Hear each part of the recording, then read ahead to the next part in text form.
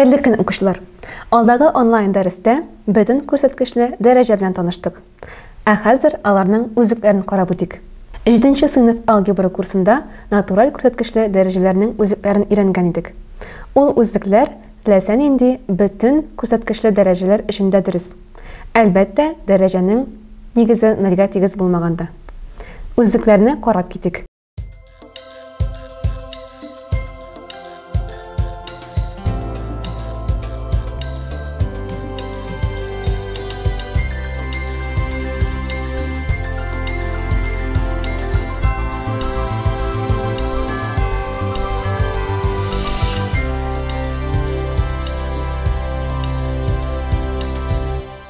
A-4 darajani -2 darajaga ko'tarik. Buning uchun 3-chi o'zlikni qo'llanamiz. Demak, -4 ni -2 ga taqdirlaymiz. Aning 8-chi darajasi bo'la. Aning 8-chi darajasini aning -7-chi darajasini taqdirlar uchun birinchi o'zlikni qo'llanamiz. Demak, daraja ko'rsatkichlarini qo'shamiz. 8 ga -7 ni qo'shgach 1 bo'la.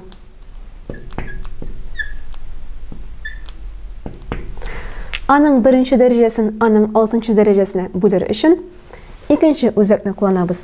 Demak, 1 dan 6 ni olamiz. Aning -5-chi darajasi bo'la. Aliga anlatmanda qarab ketdik. Ani oddiylashtirik. Boshda 4-chi o'zlikni qo'llanamiz. Har taqdirlovchini -2 darajaga ko'taramiz.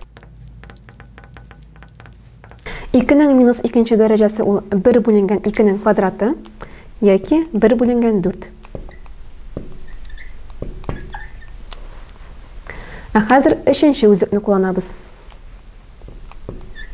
-3 ni -2 ga taqdirlagach 6.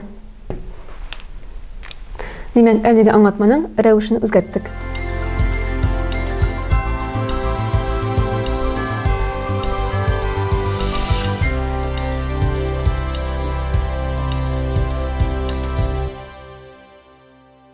Shuning bilan bütün ko'rsatkichli darajalarning o'zliklari temasining teoriya ilishi tamom.